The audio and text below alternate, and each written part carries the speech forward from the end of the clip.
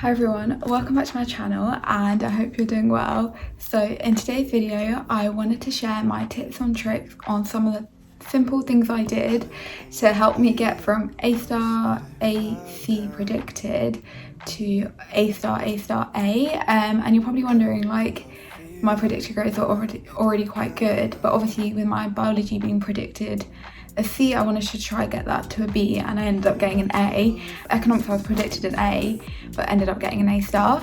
And I also had to work through all of them together simultaneously, so I wanted to kind of share like my tips and tricks on, honestly, like, it changed the game. I was using the same resources, but I did such different methods throughout the last 4 or 5 months, and it helped me kind of get those grades. So yeah, I really hope you enjoy, and let's get started. So the first tip is using flashcards effectively, and I'm going to show you some of the differences between my old ones and my new ones, so hopefully that will help.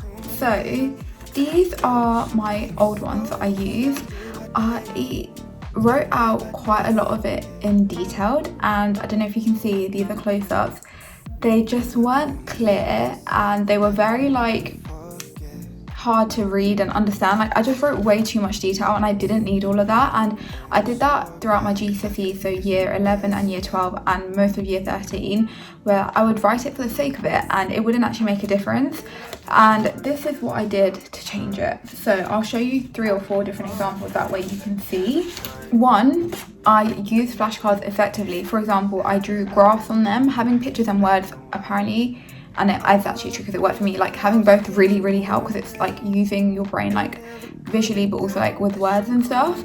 Like having diagrams on there really helped me, rather than just like plain words to describe a diagram. Like, it's just easier to draw it. Secondly is writing out formulas as formulas and not explaining it, because if you write it out in too many words it will just end up looking so busy, and it just like just looking at the difference, I don't know why I decided to write one really small and it's just like way too much detail. And 2 is actually writing out what you need. So previously I just wrote out way too many points. I think I wrote like 8 or 9 different points when you only need 2 maximum, and I would just not highlight any of them. Whereas now, well, not now, but like when I did it effectively, I would highlight the keywords, I would only write 2 or 3, and I would also like simplify it. So I would literally like write it out as I would split it like 2 points, evaluation, done, move on to the next one. So use it effectively. And by changing the way I used the resource, it really showed the improvement in my grade, because I did that for biology and psychology and economics. My next point is to do with post-it notes. So I have always loved post-it notes in my work as well at the moment. I just love using them. But in year 11 and year 12 and most of year 13, I would write that much on a post-it note. I never ever have looked at this since doing it. Way too much detail. Like, many of his studies base their findings on blah blah blah. Like, I don't need all those words. Like, all I need is simplified points, like a point, evaluation, maybe a data or statistic if you need that. This is what I did from like February onwards, and it made such a difference. Can you just see, like, there is such a big difference? This literally has a stat and that is it. Like, don't have too much detail onto one. I kid you not, I went through this and I could just see it on my kind of wall when I had it, whereas this I would not be able to read it. Even now I'm struggling, and just simplifying it. So there is another example of, this is what I previously did, this is what I did after, and it just made such a big difference. Because the day before the exam, like, if you even watch my vlogs, I used post-it notes so many times, and just by having it simplified, it made such a big difference. And even this one here, just another stat, just simple. I don't need to use that many words to explain what the market share is, like just stating what it is rather than like writing it in so many words. And the same thing with the definition. Like, you don't need definitions that are really detailed, because this is a revision. It's not writing out notes like that you would do in lessons, because that is where you use like a book or paper. Using this to write out definition rather than like making it really like long worded and like unnecessary, if that makes sense. So yeah, just making sure you use that method but using it effectively. My next point is going to be really hard to show you. Actually, I think I can show you if I have the example. Yeah, I do, which I'm really glad about. So in year 11, 12 and most of 13 up until February, I had the spec note printed out, and I didn't really do anything with it. And this is where biology, I was constantly getting U's, and I'm still shocked I actually got predicted a C, to be fair. Like, if I was getting U's and D's continuously, I never used a spec. I just really printed it out for the sake of it, acting as if I was using it, but I really wasn't. Like, I fooled myself into thinking by printing it out and reading it I would take anything in, but I didn't. And what I did nearer the time was I transformed it completely. So I printed it out, and I'm going to show you my economics one as an example, and I utilized it. Like, if you can see the difference, like, it's insane. Like, I read all of that and it didn't take in, whereas by this I actively revised. I read it, I highlighted it once I'd completed it, but in between I wrote out 3 or 4 points per spec point that I needed to know, whether that was a definition, a stat, evaluation. I would color code, going through each and every one. Can you see I've highlighted A, B, C, D, because I've gone through everything. And like, even within A there were like subsections, like going through each and every one. As you can see, I had the spec in both situations, both scenarios, for all subjects. One was where I did not use it at all, and like, now it was so detailed, and it really reassured me, and it gave me that confidence when I went into the exam. I was like, I've gone through everything, like, there is evidence. That helped me prove to myself that I've gone through everything. I know it all, whether it was a small point or a big point. Going through everything is so valid, because they could ask you a 20 marker on a really small point, so just going through it all will really help. And that really made the difference from biology. Like, I am not kidding when I'm telling you I was getting U's for about 80-90% of the year, maybe a few D's or a few A's. So definitely use that, and just use the spec effectively. And I think that's the biggest takeaway from this video. It's like, you can carry on doing the same method, but just do it in a different way if it's not working. Even taking notes, for example, I used to take notes, like, I was basically writing out the textbook practically word for word.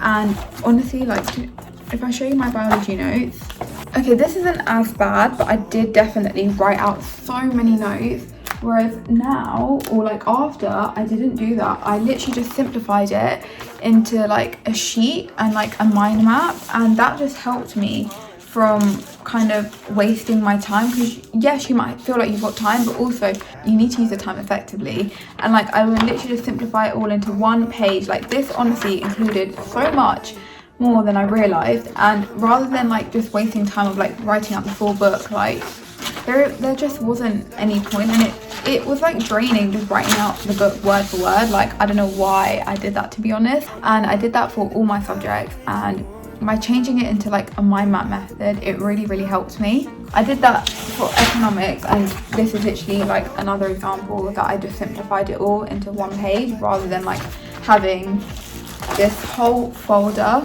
When you have the exam the day before, you are not going to have time to go through that. Like, realistically, you will have other subjects, you'll have multiple papers possibly on the same day, and it will just be really difficult. And you just want to get from that to this, like just a simple one. Like, this is my macro folder, theme 4, all of that.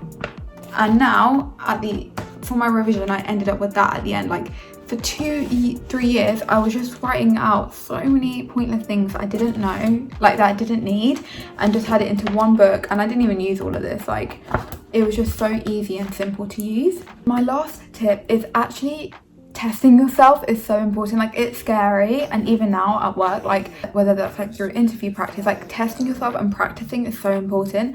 And year 11, 12, and most of year 13, I struggled with like knowing like it's okay to not know the answer. Like, that's the whole point of testing yourself, because you'll end up getting better and better. And obviously I don't have an example to really show you, but past papers are so important, and do it effectively. Like, there are 3 or 4 different ways you can do that. One being whether you have your simple notes. So one thing that I did to see if I had all my notes prepared and ready, I used my mind maps whilst doing past papers. So that was to track whether or not I had enough info, and like to justify whether or not I needed more, and to like help me. But other ways is, don't just have the like mark scheme in front of your screen, like realistically, and just copying it, because you're not going to know it. What you can do, and what I did, was either using my revision book to guide me, and then when I got more confident, I didn't do that. I would obviously just test myself. And also, when you go through your paper, annotate your papers. Like, scribble over them. Like for all of my papers, there was not one near the end of it that was like empty. Like I would go through and kind of work out how to improve them, and that's so important. Even if you got it right, and this is what I did, even if I got it right, there was still better ways of answering it or like improving it, because they could ask you in a different way, a different like structure. Imagine you got a past paper that was 3 or 4 marks. They could ask that same question a year later as a 10 or 15 marker. It's so important to like make sure you understand the mark schemes and like go through it effectively. And that could be printing out the mark scheme, highlighting it, annotating, which I actually did.